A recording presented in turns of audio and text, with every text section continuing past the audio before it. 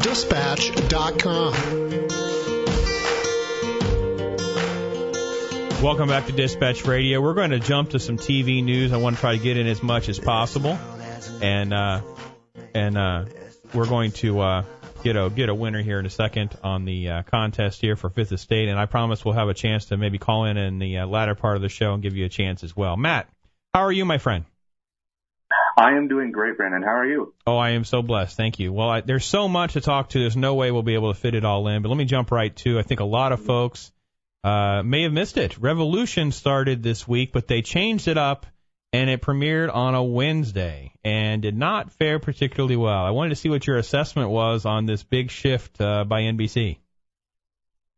It's an interesting shift, and I think really what you have to, whenever you have a new show that came out, Revolution came out last year, the NBC's big push for it was, let's stick it behind a voice. Voice is this huge ratings monster. I mean, everybody watches it, everybody talks about it, so they were thinking, okay, let's stick Revolution out of there. It debuted, had huge numbers.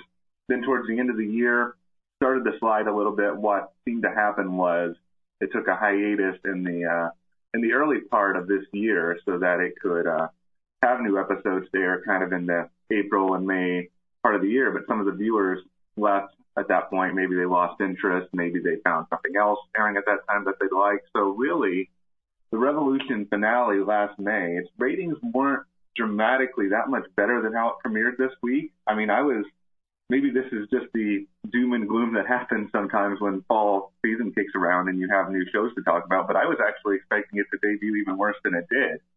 I think it still has some hope if it can keep those ratings. I mean, what I'll say is that the premiere was a little better than I expected. I wasn't the biggest fan of Revolution Season 1, but they found some new things to do with the characters. So I would say if you're a fan of the show, for now, there's hope. I think the real test will come in maybe about 3 or 4 weeks when everything is airing and this sort of, new car smell of the season is starting to wear off a little bit. All right. Well, let's we're talking to Matt Carter, cartermatt.com. You will not find more TV news. Matt, before we get to another one, let me ask you a question, because I've been following your work since you were on Examiner, and you would generate, 40 stories a day. It was incredible. You're a beast. I got to figure out how to be able to afford to syndicate your work on my site, because, we got to figure out how to partner together. This is incredible how much stuff you're able to follow. How many TiVo boxes do you have in your house? The funny thing is that I don't necessarily record a ton of TV. I mean, I do sometimes from time to time, but I can't take all the credit either. Also, I mean, I have a really, really great team at cartermatt.com who helps me out and takes things. I mean, my co-founder, my wife Jessica, does a lot of coverage, and then I handle a lot of coverage. And so it's a communal effort. I mean, as much fun as it is to sit here and take credit for everything, I really can. That's fantastic. All right, so let me jump to HBO. Great news this week.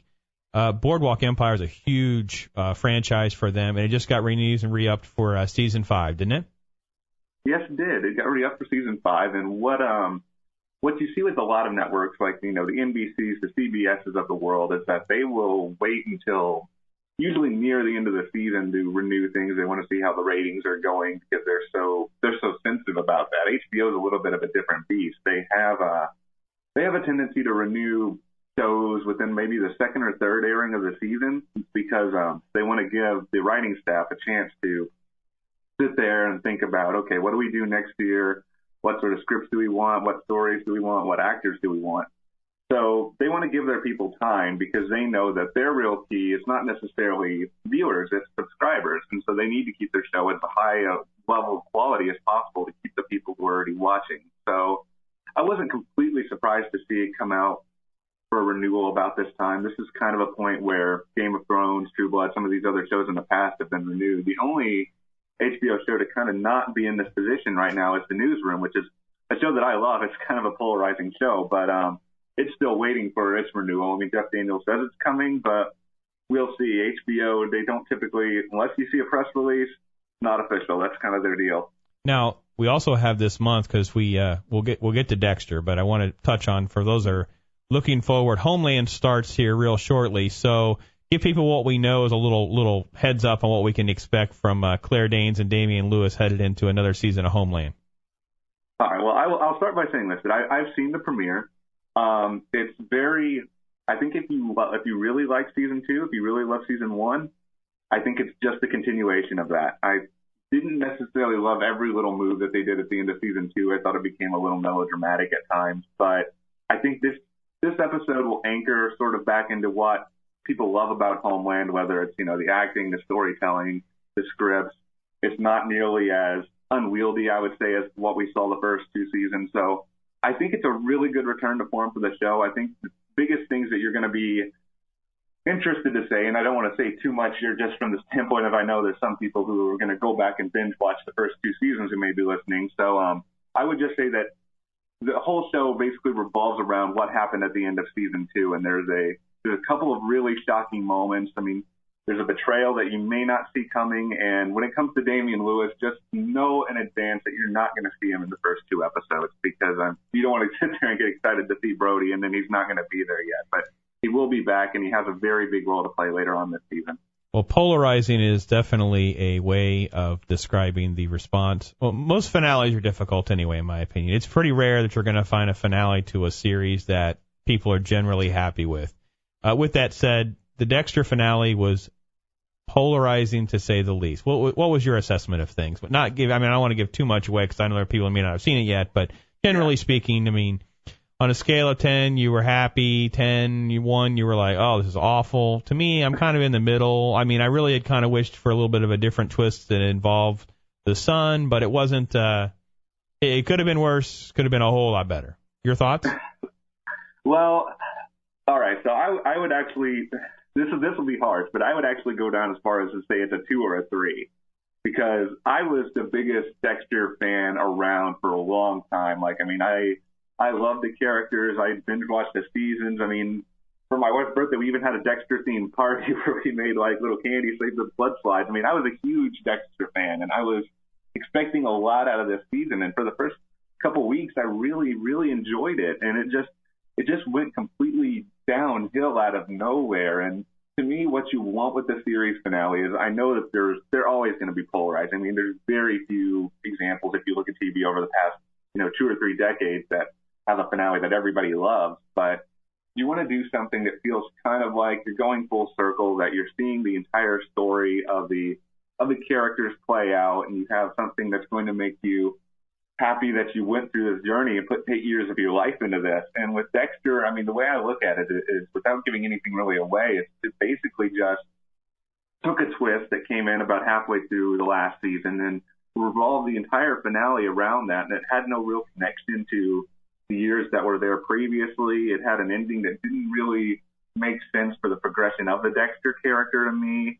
It didn't really address the future of any of some of the supporting characters at all that we've come to love. And so it just felt really incomplete. You compare that to a show like Breaking Bad that is running like 150 miles an hour last week, and every week so far this season, it's been becoming more and more incredible as time goes by. And I mean, I sit here right now, one day before the Breaking Bad finale, I mean, watch, I'd be wrong, but saying there's no way they can really mess this up now because they've given themselves such great momentum. Before the Dexter finale, I was just kind of like, maybe this will be good, or maybe not. I just didn't know anymore.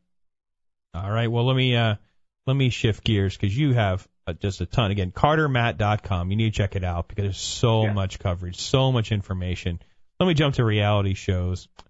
What is the show that has the biggest following? What's the biggest one? Because we don't do a lot of reality shows. If you go to globaldispatch.com, proud of our TV section, movie section. We have a lot of pop culture, but reality show stuff's really kind of not our thing. I don't have a dedicated person for any of that. So in your opinion, what's the shows that are like, these are the big fan bases? These are the ones that are just, it's almost shocking. Because, I mean, Big Brother's got to be one of them, and it's been around for a long time.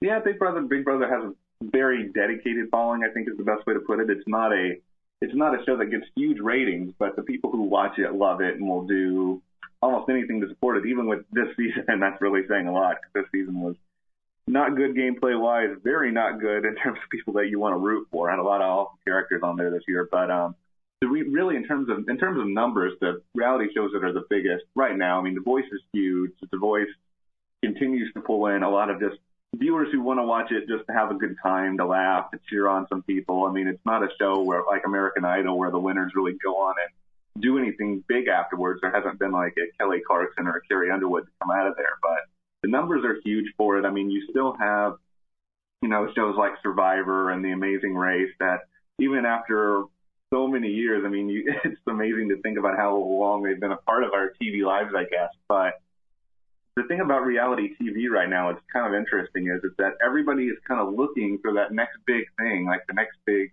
Survivor, the next big American Idol. I mean, NBC tried the million-second quiz earlier this fall, well, I guess late this summer, and it didn't really do so well. The ratings were not great. The show was too confusing. I mean, you had other networks try other things. This summer, you had NBC that did Get Out Alive with Bear Grylls. You had ABC who did Whodunit, which was a show that I really loved.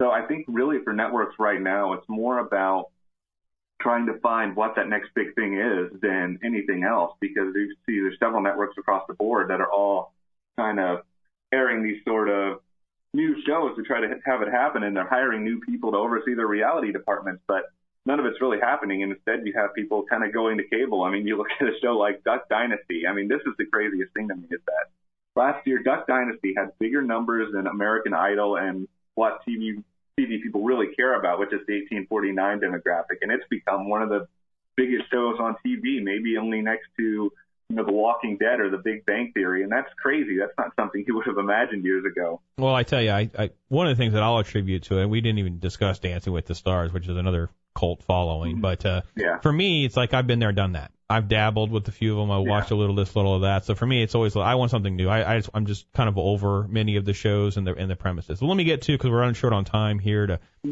the biggest show by far. I don't know about your site, but I know it is on mine. Has to be The Walking Dead. Walking Dead is just a behemoth of fan interest. It's overflowing in influence and pop culture. It stems from a comic book, so it already came with a rabid fan base and that kind of thing. And now it's crossing over just incredible numbers of different age groups. What are your thoughts headed into another season? Well, let's see. To basically put it without saying too much and running the risk of AMC sending zombies after me, I would say that this coming season is going to be interesting. It's going to be more character-driven than I would say than Season 3. Season 3 got very action-heavy towards the end of it.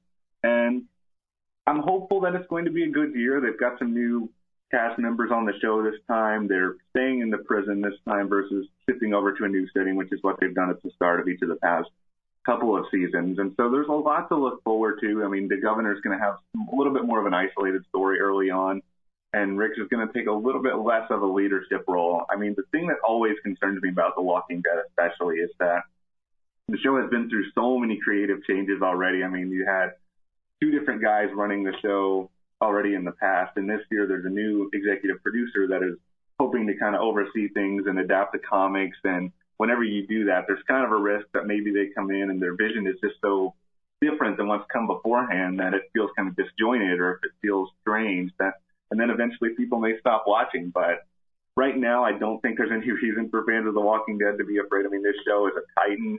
It hasn't shown really any sign of slowing down, and based on kind of the hype that's been built up right now, I don't think it's going to. I don't know if The Walking Dead will get much bigger than it already is, mostly because it's already the most watched drama on TV, so where can it go at this point? But there's a lot to look forward to. I think people are going to be very happy with the first few episodes. I think the test from there is going to be whether or not it can sustain it as you get into next year in the second half of the season, when there's a million other things on, because that's the age we live in now, Brandon, where there's 20 things across multiple networks, and that's the fun part of it for us on this end, is finding out how to cover it all. That's so true, and you know what, and it's great, because actually there is just a lot more competition. There's a lot of good shows on, even if things don't tend to have a lot of long legs, only last for a couple seasons. They tend to really put out some good product and some good stuff to watch and enjoy, and tons of stuff for us to cover is from a reporting standpoint. So, Matt, we're going to have to wrap up. I tell you what, I'm so blessed and so grateful that you're able to fit us into your schedule. CarterMatt.com. We're going to have him on again to try. We didn't even touch it. We could probably list 20 more huge shows that we don't even have time to get to. So we'll have to have you back and try to touch into some of that. So thank you again for joining us. Oh, no problem. I'm glad to be here. Awesome. Well, great. Jake, you have to give us an update. I think we had our first contest winner. She knew Ecuador was where Julian Assange just camped out in an embassy in London, and her name is get in there. I can't hear you really there, bro. Can you hear me? His mic. There he is. There's Jake. All right, here I am. Okay, her name was Kika, and yeah, she The answer correct is Ecuador, right? Ecuador, yeah. Perfect. Yep. So she's got a couple of tickets coming her way for this screening of The Fifth Estate. The Fifth Estate is the Julian Assange WikiLeaks film. We're going to be showing an exclusive screening sponsored by theglobaldispatch.com. Right. That is on October 15th. It's at AMC West Shore here in Tampa. If you're interested in tickets, let me give you another chance to call. 727-441-3000. Benedict Cumberbatch plays Julian Assange. He's the star of the show. He is also a star of a very, very popular BBC show. That would be Sherlock. The question's going to be, who is the co-star, also a famous actor, on Sherlock? So call in 727-441-3000, 1-866-826-1340. Tell us, who is that other actor? My daughter's probably nodding her head right now that she knows, or she's looking it up on her phone. So she gets tickets. She doesn't have to call in. But call in, give us a call, 727-441-3000. We're going to go to Mike Smith. He's going to get us on.